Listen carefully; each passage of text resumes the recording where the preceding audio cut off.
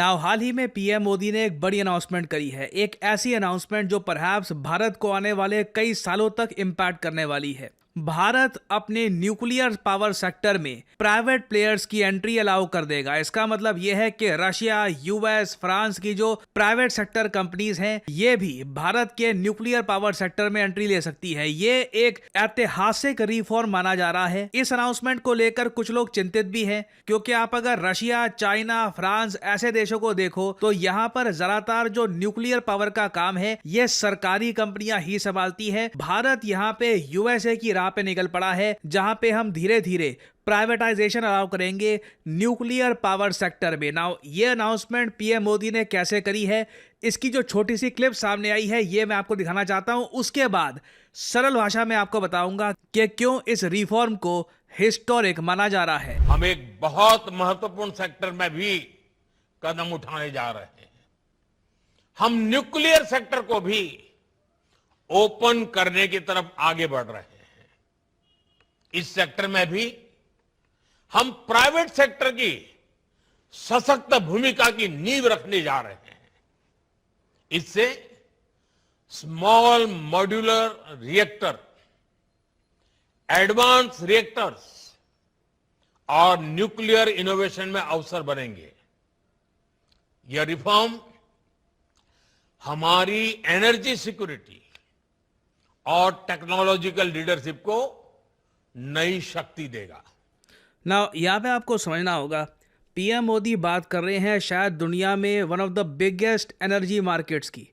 भारत की जो energy market है इसमें ज़्यादातर आज के समय डोमिनेशन है कोयले की या फिर कच्चे तेल की। मगर भारत सरकार का टारगेट ये है कि ईयर 2047 तक भारत 100 गीगावाट अपनी एनर्जी न्यूक्लियर पावर से बनाएगा। इससे देखिए मैं आपको बता दूं, लाइफ ट्रांसफॉर्म हो जाएगी। सबसे बड़ी चीज आप ये देखोगे कि अगर हमारी जो देश की एनर्जी है, इलेक्ट्रिसिटी है, हम ये न्यूक्लियर पावर से बनाना स्टार्ट कर देते हैं तो इससे बिजली के बिल बहुत ज़्यादा कम आया करेंगे। आप मान के चल लीजिए जिस घर में अगर बिजली का बिल आ रहा है 5,000 6,000 रुपए, तो ये बिजली का bill perhaps in the future 600-700 रुपए आ सकता है। क्योंकि आप बाहर के देशों में देखोगे ना, फ्रांस में या फिर रशिया में, उधर इलेक्ट्रिसिटी बिल्स बहुत ज़्यादा कम आते हैं। पावर जनरेट की जाती है न्यूक्लियर सोर्स से, बहुत सस्ता पड़ता है, किफ़ायती पड़ता है, काफ़ी क्लीन भी रहता है, इससे एयर पोल्यूशन भी काफ़ी कम रहता है। तो हर तरफ से इंडिया को न्यूक्लियर पावर चाहिए। ये साफ है, क्लाइमेट फ्रेंडली है,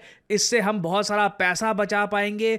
और अब क्वेश्चन यहाँ पर यही आता है कि एक देश जहाँ पे अभी करीब 8 गीगावाट के आसपास पावर जनरेट हो रही है न्यूक्लियर सोर्स से, ये सीधा 100 गीगावाट तक कैसे जाएगा? ऑब्वियस सी बात है, हमें बहुत सारी इन्वेस्टमेंट्स चाहिए होगी। ना सिर्फ सरकारी सेक्टर से, हमें प्राइवेट सेक्टर से भी बहुत सारी इन्वेस्टमेंट चाहिए होंगी। बहुत सारी कंपनीज को पार्टिसिपेट करना होगा, तभी भारत में एक बड़ी ट्रांसफॉर्मेशन आएगी। और ये बदलाव लाने के लिए पहले तो भारत सरकार को इसी साल एक बिल पास करना होगा।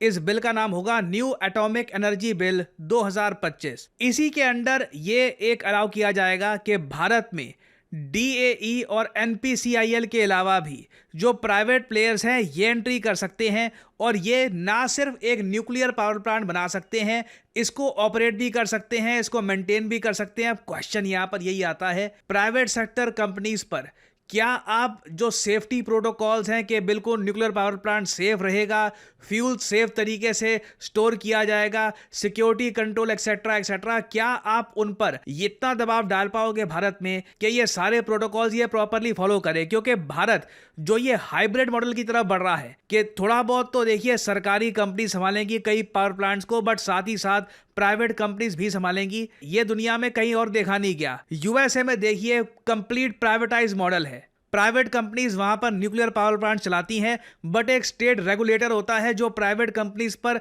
निगरानी रखता है कि यूरेनियम को सही तरीके से स्टोर किया जा रहा है या नहीं किया जा रहा, कोई लीकेज तो नहीं हो रही, प्रॉफिट कमाने के लिए कोई रूल तो नहीं तोड़ा जा रहा। और फिर फ्रांस में आप अगर देखो तो वहां पर इनकी एक सरकारी कंपनी है ईडीएफ, सारी न्यूक्लियर पावर का तामझाम यही संभालती है। प्राइवेट रोल बहुत ज्यादा लिमिटेड है, सिर्फ इंजीनियरिंग और सप्लाई चेन तक सीमित है। चाइना में भी आप अगर देखो तो जो इनकी सरकारी कंपनियां हैं ये डोमिनेट करती हैं, फॉर एग्जांपल सीजीएन और एसपीआईसी। सिमिलरली आप अगर रशिया में देखो तो रॉसएटॉम ये रशिया की पूरी न्यूक्लियर साइकिल संभालती है। रॉसएटॉम एक सरकारी कंपनी है रशिया की। तो बिल्कुल पार्लियामेंट में ये सवाल तो उठाए जाएंगे कि भारत प्राइवेट सेक्टर को एंट्री क्यों यहाँ पे अलाउ कर रहा है न्यूक्लियर पावर सेक्टर में, जब फ्रांस का अगर हम एग्जांपल देखें या चाइना का एग्जांपल या फिर रशिया का एग्जांपल, तो यहाँ पे प्राइमरली जो सरकारी कंपनीज हैं यही डोमिनेट करती हैं। नाउ अब क्वेश्चन ये आता है कि अगर इंडिया की न्यूक्लियर मार्केट प्राइवेट सेक्टर के लिए ओपन की जाएगी तो सबसे ज़्यादा फायदा किसको होगा। भारत में देखो अभी के लिए कोई प्राइवेट प्लेयर्स ऐसे हैं नहीं जो इमीडिएटली इसका फ़ायदा उठा पाए। मुझे at max to be honest जो अमेरिकन प्राइवेट प्लेयर्स हैं वही इसका फ़ायदा उठाते हुए दिख रहे हैं, अनलेस कोई अगर पार्टनरशिप्स फॉर्म होती है कि एक नई कंपनी बनाई जाती है जहां पे 50% स्टेक होगा किसी इंडियन मेजर ब्रांड का, इंडियन मेजर कंपनी का, या फिर 50% होता है वहां पे यूएस कंपनी का। But either way private players India की न्यूक्लियर मार्केट में बहुत सा पैसा इन द फ्यूचर कमाने वाले हैं, क्योंकि इंडिया की जो पावर की डिमांड है ये बढ़ती रहेगी इन द फ्यूचर। एक्चुअली जो प्रोजेक्शन है ये मैं आपको बता दूं, ये आपके सामने लिस्ट है इलेक्ट्रिसिटी कंजम्पशन बाय कंट्री की। नंबर 1 पे है चाइना। जी हाँ, चाइना एक्चुअली यूएस से भी ज्यादा इलेक्ट्रिसिटी एनर्जी कंज्यूम करता है, और ये जो डेटा है बाय द वे 2023 का है। अब तो चाइना और यूएस के बीच में डिफरेंस और भी ज़रा बढ़ चुका है। यूएस नंबर 2 पे है और इंडिया रैंक 3 पे आपको मिलेगा। और 2050 तक एस्टिमेट ये किया जा रहा है भारत यूएस को बीट तो नहीं करेगा, यूएस से थोड़ा सा कम ही रहेगा एनर्जी कंजम्पशन के मामले में, बट बहुत ज़्यादा आप कह लीजिए गैप कम हो जाएगा। इंडिया ऑलमोस्ट उतनी ही इलेक्ट्रिसिटी कंज्यूम कर रहा होगा जितना यूएस करेगा उस टाइम। सो आप इमेजिन कर सकते हैं भारत में इलेक्ट्रिसिटी की डिमांड बहुत ज़्यादा बढ़ने वाली है। उस डिमांड को कंप्लीट करने के लिए वेरियस सोर्सेज का यूज़ करना होगा। उसमें न्यूक्लियर सोर्स में सरप्राइज नहीं होऊंगा 100 गीगावाट से भी आगे निकल जाए। और इस सब का जियोपॉलिटिकल इम्पैक्ट मैं आपको बता दूं ये होने वाला है कि भारत की इंपॉर्टेंस यूएस और कनाडा दोनों के लिए बहुत ज़्यादा बढ़ने वाली है।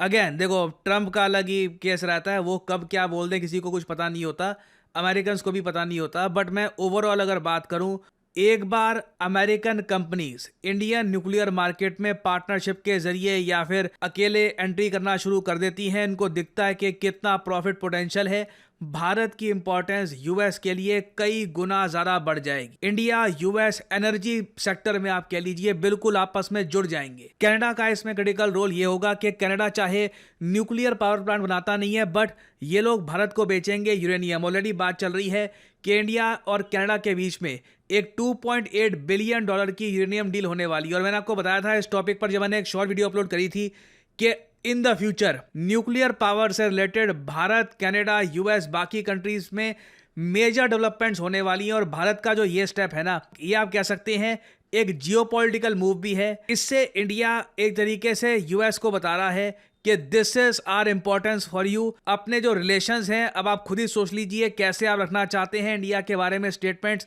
किस टाइप की आप चाहते हैं। तो आई थिंक आने वाले टाइम में अगर जो इंडिया यहाँ पे करने का प्रयास कर रहा है, अगर सब कुछ सही तरीके से हो गया, इससे इंडिया यूएस पार्टनरशिप एक नए लेवल पर ही पहुंच जाएगी। ये नेचुरली हो जाएगा, क्योंकि देखो इन दी एंड कोई कितना कह दे कि जी डेमोक्रेसीज हैं इसलिए दोनों इकट्ठा हैं, या फिर दोनों कंट्रीज के सेम विचार है, घूम फिर के ना सबसे बड़ा रुपया इन दी एंड जहाँ पे पैसा दिखता है, जहाँ पे प्रॉफिट दिखता है, वहाँ पे रिलेशंस अपने आप ही फॉर्म होने शुरू हो जाते हैं। और फाइनली यहाँ पे आप लोगों से मैं एक सवाल पूछूंगा। देखिए, एक शहर है जो रिसेंटली डिक्लेयर कर दिया गया है the most popular city in the world, मतलब कि दुनिया में सबसे ज्यादा आबादी इस शहर में है। 4.5 करोड़ से भी ज्यादा लोग इस एक शहर में रहते हैं। बताइए रिसेंटली मोस्ट पॉपुलर सिटी का टाइटल किस शहर को दे दिया गया है। ये है यहाँ पे आपकी ऑप्शंस, दिल्ली, मुंबई, जकार्ता या फिर न्यूयॉर्क। कमेंट सेक्शन में करिए उत्तर। जो लोग देंगे सही आंसर उनकी कमेंट को मैं दे दूंगा हार्ट, ताकि बाकी लोग समझ पाएं कि सही उत्तर क्या है। और फाइनली यहाँ पर मैं ये भी ऐड कर दूं कि आज करियर 247 की ब्लैक फ्राइडे सेल का आखिरी दिन है। आज रात 12 बजे ये सेल खत्म हो जाएगी। तो सिंपली क्या करना है, इस वीडियो की कमेंट सेक्शन में जाइए, पिन कमेंट में आपको मिल जाएगा ये लिंक, इस लिंक पर क्लिक करिए। जो भी कोर्स आप परचेज करना चाहते हैं आप परचेज कर सकते हैं। सिंपली आपके सामने पेज आ जाएगा, जो अपना नाम है, ईमेल आईडी, नंबर, ये सब यहाँ पे आप डाल सकते हैं along with the discount code PD10, और आपको हमारी तरफ से कॉल आएगा। अपनी परचेज आप कंप्लीट कर सकते हैं and you can kick start your career with the help of career 247।